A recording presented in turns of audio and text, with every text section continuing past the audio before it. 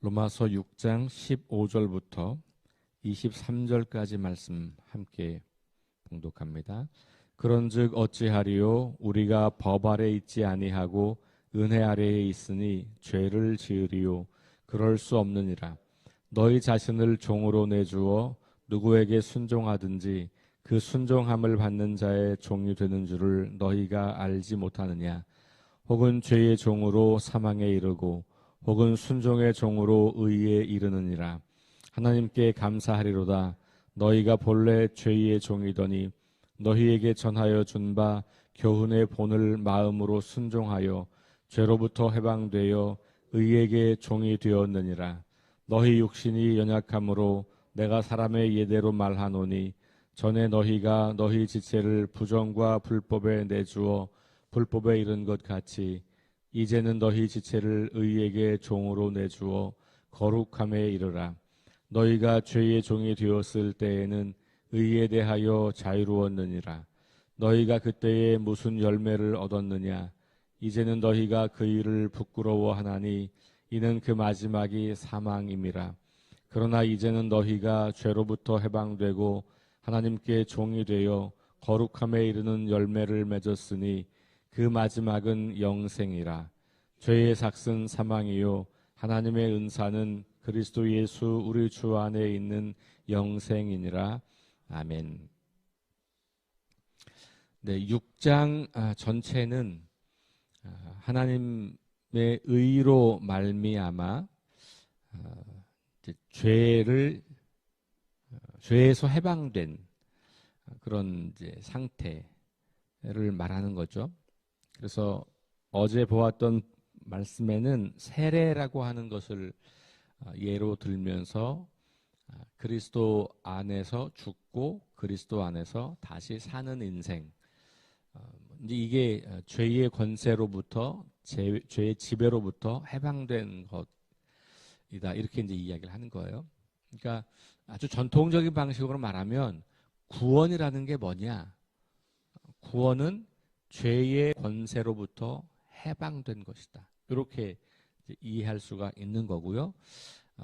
하나님 나라의 시민은 어떤 사람이냐? 마찬가지로 죄의 권세로부터 해방된 사람이다 라고 하는 거예요. 그러니까 더 이상 율법이 우리를 지배하지 못한다, 혹은 죽음이 우리를 지배하지 못한다. 그래서 이렇게 말하니까 질문하는 사람들이 있는 거죠. 그러면 더 이상 죄가 우리를 지배하지 못하니까 우리가 죄를 막 져도 되는 거 아닙니까? 어차피 또 우리는 은혜로 구원받는 거고 율법이 우리를 지배하지 못하는 거니까 그럼 막 더 죄를 지으면 더 은혜가 커지는 거고 그런 거 아닌가? 이런 질문을 하는 사람들이 있는 거예요. 6장 1절에도 나왔고 오늘 15절에도 똑같이 나오죠. 오늘 15절에 그런즉 어찌하리요? 우리가 법 아래 있지 아니하고 은혜 아래 있으니 죄를 지으리요. 이 말은 은혜 아래 있으니까 죄를 지어도 그게 더 이상 문제가 되지 않는 거니까 그렇게 오해하는 사람들이 있을 수 있는 것이죠. 우리도 그런 경우가 있잖아요. 죄를 지어도 다 회개하면 용서받은 거니까 또 회개하면 되지, 또 회개하면 되지, 이렇게 생각을 할 수가 있죠.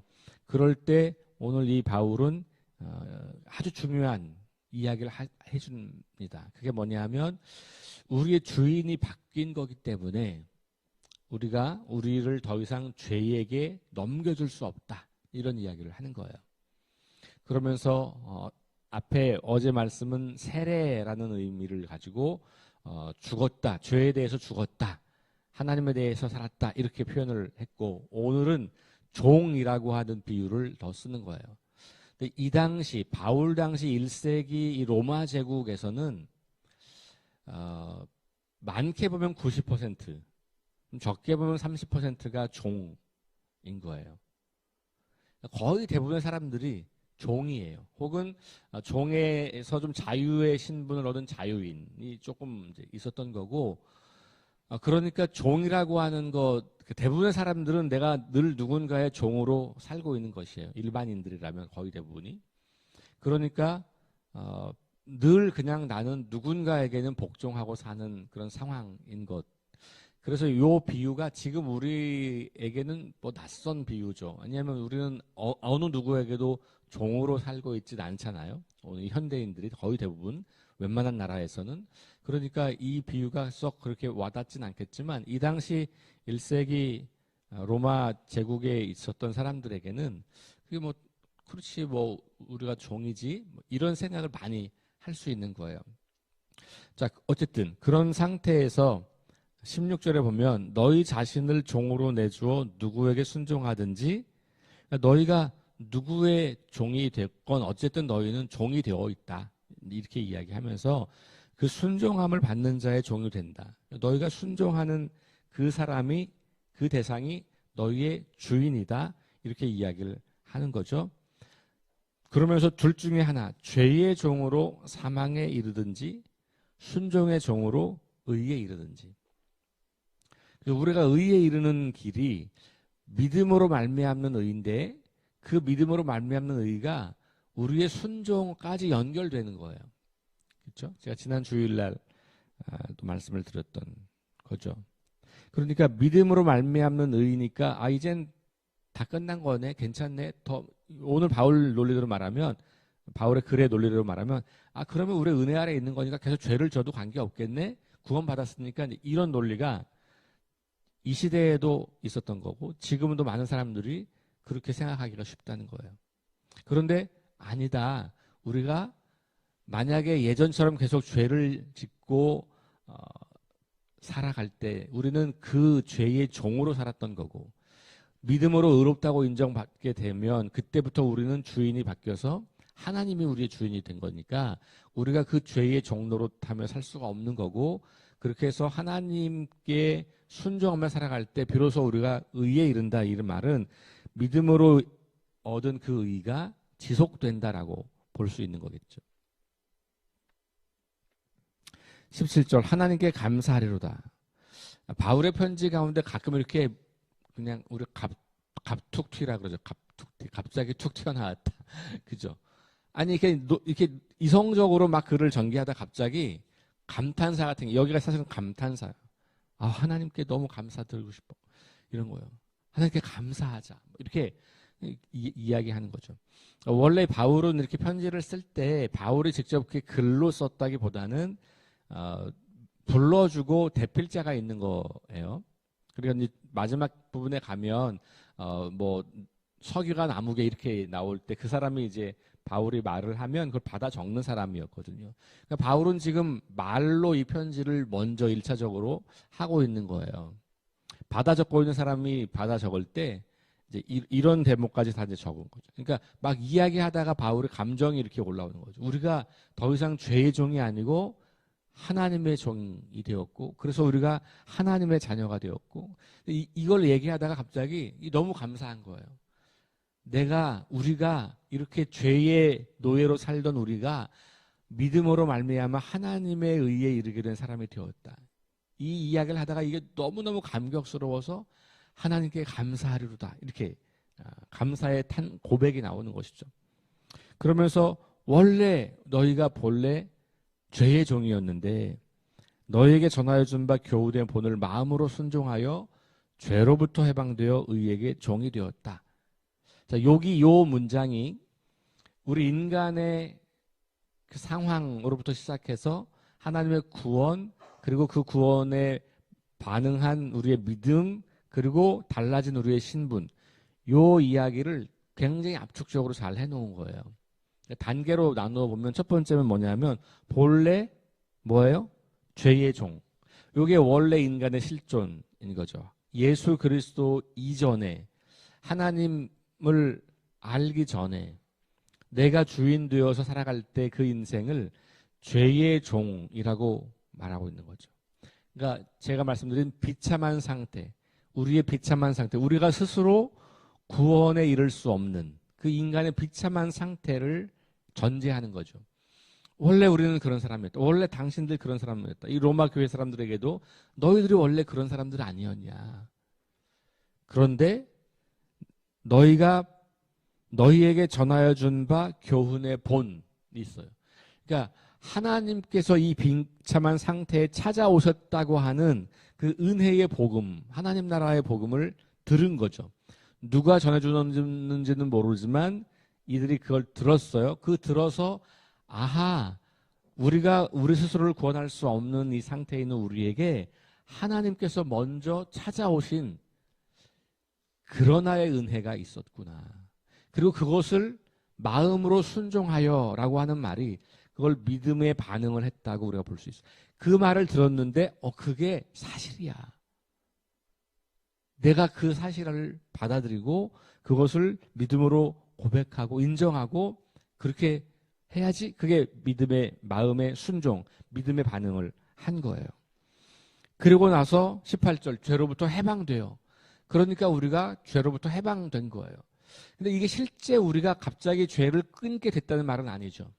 그렇죠? 이것은 선언이에요. 하나님께서 예수 그리스도를 믿는 믿음을 통하여 하나님의 의를 보여주신 거니까 우리가 그 십자가 안으로 예수 그리스도 안으로 오는 사람들을 이제 너 무죄, 죄 없어 라고 주님이 선포하시고 법정에서 판사가 무죄 선고하듯이 하나님께서 우리를 예수님을 믿는 믿음, 하나님의 그 나타난 의를 받아들이는 믿음의 순종, 마음의 순종을 통해서 무죄라고 인정해 주신 거거든요. 이게 죄에서 해방되었다라고 하는 거죠. 그럼 끝이냐? 오늘 바울은 한 걸음 더 나가죠. 그 다음 뭐라 그래요? 의에게 순종, 의에게 종이 되었다. 그러니까 죄의 종에서 의의 종으로 바뀌었다는 거죠. 회심은 뭐냐? 구원은 뭐냐? 믿음은 뭐냐? 이렇게 우리가 말할 때 뭐 각각의 정의를 말할 수 있겠지만 오늘 바울의 논리를 가지고 말하면 주인이 바뀌는 거예요. 그러니까 예수 믿는다는 게 뭐냐? 내 인생의 주인을 바꾼 거예요. 그러니까 내가 순종의 대상이 바뀐 거예요. 그러니까 당연히 살아가는 삶이 달라지는 거죠. 죄에 순종하며 살면 죄된 삶을 살아가는 거고 의에 순종하며 살면 의의 열매를 맺는 거예요. 그러니까 믿음과 삶이 결코 분리될 수가 없는 거죠. 왜? 믿음은 뭐예요? 주인이 바뀐 거니까. 내가 이제까지 인생을 살면서 나는 죄의 종노릇하고 살았던 내 인생이 하나님의 종노릇하며 사는 인생으로 바뀌었다고 믿는다면 그 믿음에 어찌 행함이 따라오지 않겠느냐. 이렇게 볼 수 있는 거죠. 그러니까 우리가 믿음으로 구원받는다고 하는 말을 할 때 다시 반복하지만 행위 반대편에 있는 믿음을 말하는 게 아니다라는 것을 보게 되죠. 자, 요 얘기를 조금 더 구체적으로 풀어내요. 그 뒤로 넘어가면 19절 너희 육신이 연약함으로 내가 사람의 예대로 말하노니 전에 너희가 너희 지체를 부정과 불법에 내주어 불법에 이른 것 같이 이제는 너희 지체를 의에게 종으로 내주어 거룩함에 이르라. 어떤 단어가 나옵니까? 거룩함. 그러니까 의에게 종으로 우리 삶을 내어준다는 것은 거룩한 삶이 나타나는 거예요. 그러니까 이 거룩함은 레위기로 가면 나타나는 것이죠. 내가 거룩하니 너희도 거룩하라. 그러니까 성경은 언제나 우리에게 믿음으로 말미암는 구원 혹은 믿음 하나님을 믿는 믿음을 강조하는 것처럼 보이지만 실제로는 우리의 거룩함을 굉장히 강조하는 거예요. 근데 그 거룩함의 출처가 뭐냐? 그게 믿음인 거예요. 그러니까 하나님과 함께 있다, 하나님의 사람이 되었다. 그러니까 이스라엘 백성으로 말하면 우리가 할례를 받고 이스라엘 백성이 되었다. 그 말은 거룩한 삶을 살아야 하는 존재로 바뀌었다는 말이에요. 그래서 왜 할례를 받게 했고 왜 정결법을 말씀해 주셨고 왜 절기를 지키라고 말씀했느냐? 그것이 바로 하나님의 거룩한 백성, 하나님 나라 시민으로 살아가는 그 사람으로 바뀌었다고 하는 것을 확인시켜 주는 거거든요. 그리고 그렇게 살아가는 그 거룩함, 그걸 바울도 똑같이 이야기하죠. 자, 우리가 자꾸 돌아가야 될 게 뭐냐면 구약으로 자꾸 돌아가야 돼요. 왜냐하면 예수님이나 바울은 늘 뭘 갖고 성경을 읽은 거예요? 구약 성경이에요. 그러니까 바울과 예수님이 혹은 또 이 신약 성경의 모든 저자들이 늘 읽었던 성경은 신약 성경이 아니고요. 그건 없어요, 그때는. 구약 성경을 읽는 거예요. 그 구약에 나타난 하나님의 진리를 가지고 예수님의 부활의 빛에서 재해석을 하는 거예요. 구약을 버린 게 아닙니다. 예수님이나 바울이 구약에서 하나님의 진리를 더 깊게 발견해서 신약으로 온 거거든요. 그러니까 이 거룩함이라고 하는 단어는 바울에게는 레위기에서 읽은 단어예요. 그리고 이 구약 성경을 통해서 읽게 되는 단어, 거룩함인 거죠. 구별됨이라는 말이잖아요. 이스라엘 백성들이 구별된 사람이다라고 하는 게 거룩한 백성이라는 말이에요. 그러면 그 거룩한 백성이라고 하는 말을 오늘 본문으로 연결하면 더 이상 죄의 종으로 살지 않고 의의 종으로 살면서 의의 열매를 맺는 삶이다. 그러니 조금 더 앞으로 올라가서 제가 지난주 설교로 돌아가면 율법의 행위로 구원받는 거 아니다 라고 말할 때 그 행위가 유대인이 되는 행위, 할례를 받고 어떤 음식을 먹지 않고 절기를 지키고 이 유대인이 되는 행위 그것만을 가지고 하나님의 의를 얻었다고 말하는 거 옳지 않다. 유대인들 향해서 그렇게 비판하는 거잖아요. 그러면서 뭐 여기랑 연결하면 너희가 그렇게 정체성만 유대인이라고 하나님의 의를 저절로 얻는 게 아니고 의의 열매를 맺을 때 다시는 죄의 종으로 매이지 않고 의의 종이 될 때 그때 비로소 너희가 그리고 그 거룩한 열매를 맺을 때 그때 비로소 하나님의 의가 이루어지는 거다라고 이제 연결해 볼 수 있는 거예요. 그러니까 이제 바울은 대상이 두 그룹이죠. 유대인 그리스도인, 이방인 그리스도인. 유대인 그리스도에게는 우리가 정체성이 있다고 저절로 구원받는 거 아니야.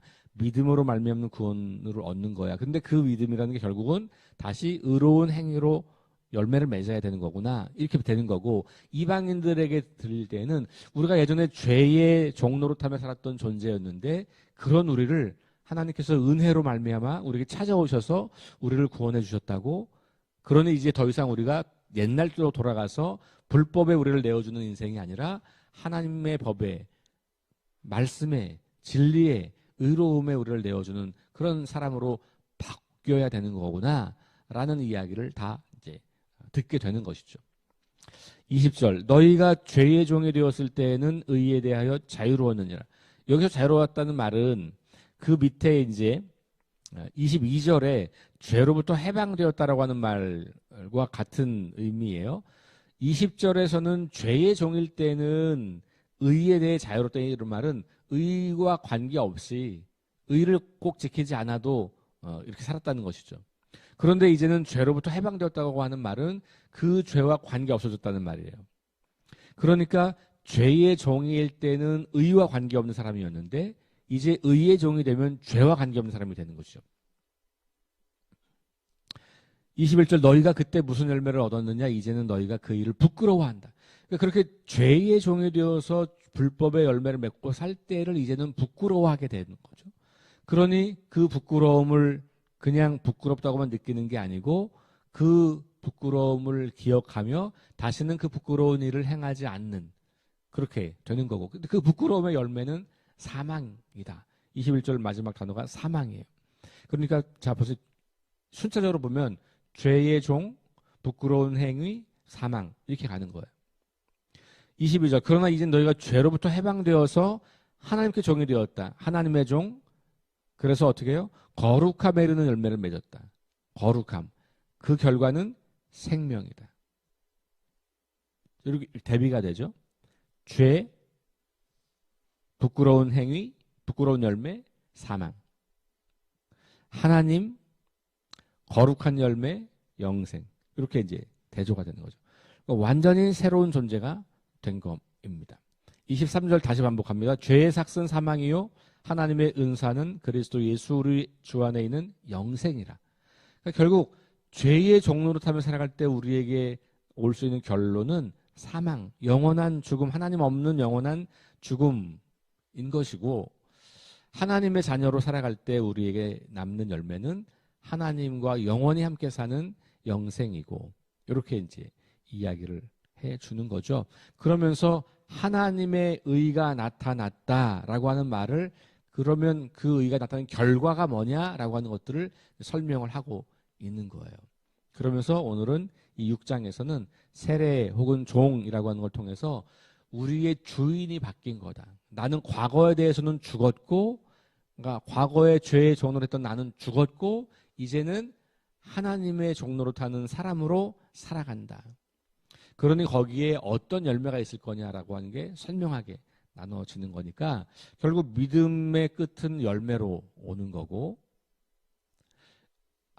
하나님의 의라고 하는 것도 그냥 나한테 전가된 것만이 아니라 내가 그런 사람이 되었다면 나도 이제는 그거에 합당한 열매를 맺는 사람으로 되어가는 것. 그래서 여기 거룩함이라고 하는 것이 아주 중요하죠. 이렇게 본다면 다시 앞으로 거슬러 올라가면 2장에서 바울이 이야기할 때 3장인가요? 네. 어떤 말씀이 있었냐 하면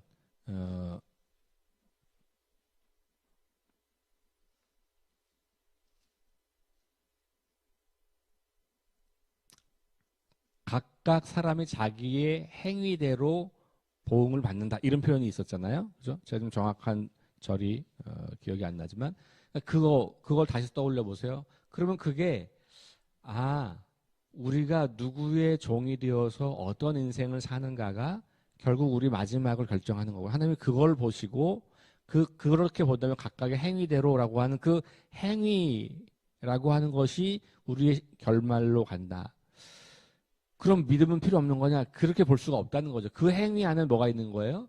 내가 믿음으로 새로운 사람이 되었다고 하는 것이 들어와 있는 거죠.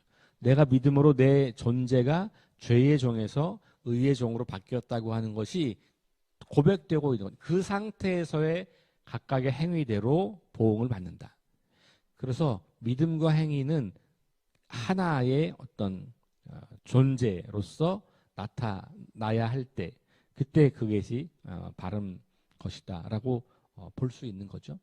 그래서 바울이 이 로마서를 말하면서 행위를 무시한 믿음을 말하는 게 결코 아니다라고 하는 것을 다시 한번 강조하면서 오늘 여러분 기도하시고 하루를 살아가시면서 여전히 우리의 삶에 영향력을 행사하려고 하는 죄의 권세가 있단 말이죠. 그죠? 실존적으로 우리 주변에서 우리 관계 속에서 내 안에서 끊임없이 일어나고 있을 때 우리가 다시 우리 정체성을 확인하는 거예요. 나는 더 이상 너에게 종로로 타는 그 죄의 종이 아니다. 너가 나를 지배할 수 없다. 나는 하나님께 내 삶을 드린다.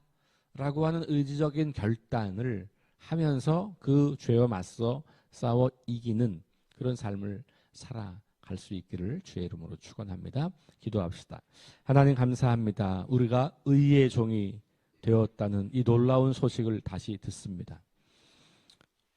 죄로 인해 망가져 사망에 이를 수밖에 없는 우리들에게 찾아오셔서 우리를 아무런 우리의 공로 없이 은혜로 하나님의 의 앞에 설 수 있도록 우리를 부르시고 인도하셔서 감사합니다. 이제 우리가 그 사실을 믿는 믿음으로 하나님의 의를 힘입어 하나님 나라 시민이 되었음을 인정하고 선포하고 고백합니다. 그렇기에 다시 죄에게 우리의 몸을 내어주는 그런 삶이 아니라 하나님께 우리의 인생을 바치는 그런 인생을 살고 싶습니다. 주님, 우리의 삶을 오늘도 그렇게 인도하여 주시고 주장하여 주옵소서. 우리가 그 주님께 순종하며 하루를 살아가겠습니다. 주님 함께하여 주옵소서. 예수님 이름으로 기도합니다. 아멘. 기도 제목 함께 가지고 기도합시다. 성령의 능력으로 하나님 나라를 증언하고 살아내게 하소서. 하나님 말씀이 기준이 되게 하소서. 질병과 연약함으로 고통당하는 사람들을 치유하여 주소서. 전쟁과 자연재해와 가난과 억압으로 고통당하는 지구촌 이웃들에게 은혜를 부어주소서. 함께 합심해서 기도하시고 개인 기도하고 돌아갑니다.